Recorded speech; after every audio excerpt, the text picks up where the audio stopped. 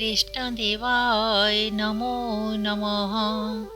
YouTube रे शुणुथिबा समस्त भागवत प्रेमी श्रोता भाई और भौणी मानकु मोर एही भागवत दर्शन चैनल को मो स्वागत करुछि। आज आमे भगवत गीतार षष्ठ अध्याय श्लोक 1 शुणिबा। ध्यान जोग। एही भगवत गीता शुणिबा पूर्वरु जो माने सब्सक्राइब करिनाहांती सब्सक्राइब करि दियंतु। कमेंट रे निजर मतामत निश्चय लिखंतु। आउ वीडियोटी को स्किप न करी लास्ट जाए सुनंतु। एबे आमे श्रीमद् भागवत गीतार षष्ठ अध्यायर श्लोक 1 शुणिबा। श्लोक 1 ध्यान जोगो। श्री भगवानुवाच अनाश्रितः कर्मफलं कार्यं कर्म करोति जः स सन्न्यासी च जोगी च न नरग्नि न चाक्रियः। एहार अनुवाद। श्री भगवान कहिले जे तार कर्मफल प्रति अनासक्त एवं जे तार कर्तव्य कर्म करे से सन्यासी अटे एवं प्रकृतरे जणे जोगी अटे।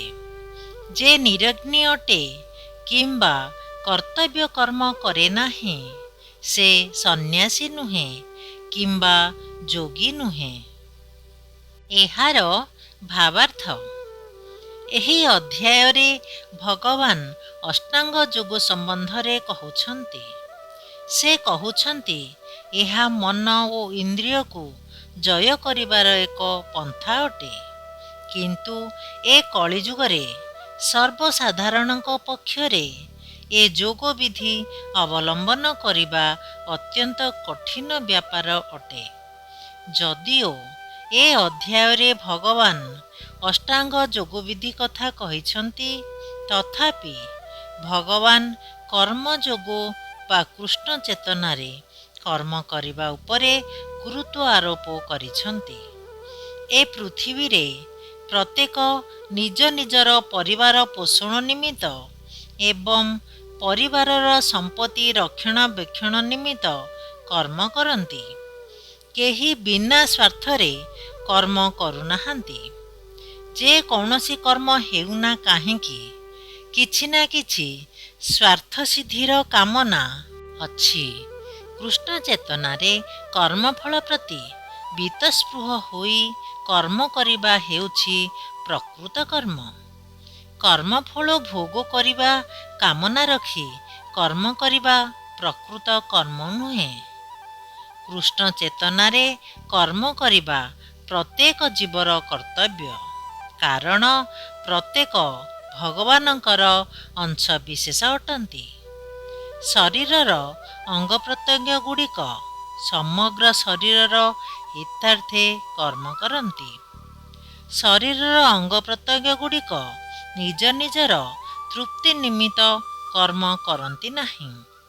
सेमाने समग्र शरीरर तृप्ति विधान निमित्त कर्म करती।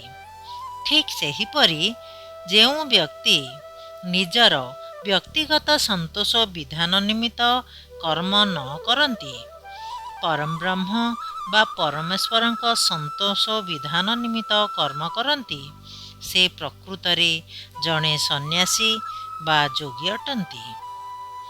बेले बेले केतेक सन्यासी भावंती जे सेमाने समस्त प्रकार भौतिक कर्मरु मुक्त होई सारिछंती एवं सेइथिपाई सेमाने अग्निहोत्र आदि यज्ञ कर्म करती नहीं।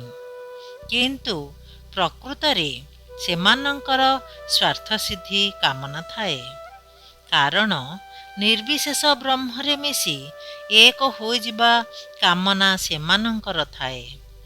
जे कौनसी भौतिक कामना ठारू ए कामना एक बृहत्तर कामना अटे। किंतु एहा स्वार्थ रहित नुहे। ठीक सेहिपरि जेउ जोगी अष्टांग जोग विधि अवलंबन करुथिबा जोगी समस्त भौतिक कर्म त्याग करी अर्धनिमीलित चक्षुरे ଯୋଗ ସାଧନା କରୁଥାଏ ସେ କିଛି ବ୍ୟକ୍ତିଗତ ସ୍ୱାର୍ଥସିଦ୍ଧି କାମନା ରଖିଥାଏ।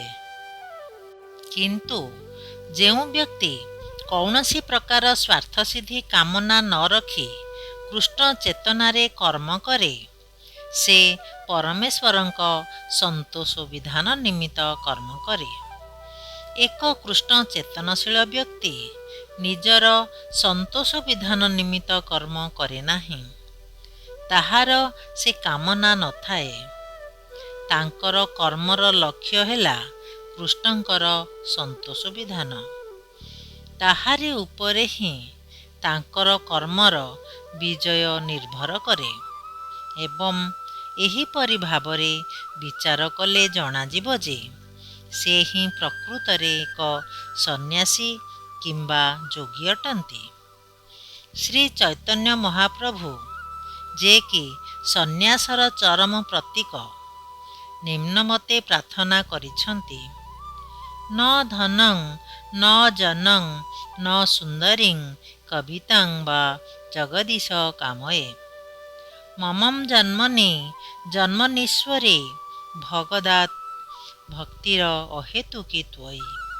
ଅର୍ଥାତ୍ ହେ ସର୍ବଶକ୍ତିମାନ ଭଗବାନ, ମୋର ଧନ ସଂଗ୍ରହ କରିବାର କାମନା ନାହିଁ କିମ୍ବା ସୁନ୍ଦରୀ ସ୍ତ୍ରୀ ଉପଭୋଗ କରିବାର କାମନା ନାହିଁ କିମ୍ବା ମୁଁ କୌଣସି ଅନୁଗାମୀ ଚାହେଁ ନାହିଁ। କେବଳ ମୁଁ ଏତିକି ଚାହେଁ ଜନ୍ମେ ଜନ୍ମେ ମୋତେ ଆପଣଙ୍କର ଅହେତୁକି ଭକ୍ତି ପ୍ରାପ୍ତ ହେଉ। ରାଧେ ରାଧେ ଦୋସ୍ତ। ମୋର ଏହି ଭିଡ଼ିଓ ଆପଣମାନଙ୍କୁ କିପରି ଲାଗିଲା କମେଣ୍ଟରେ ଏହାର ମତାମତ ନିଶ୍ଚୟ ଜଣାଇବେ ଆଉ କ୍ରିଷ୍ଣାଙ୍କର ଆଶୀର୍ବାଦ କୃପା ଲାଭ କରିବେ। ଏବେ ମୁଁ ରହୁଛି। ରାଧେ ରାଧେ ଦୋସ୍ତ।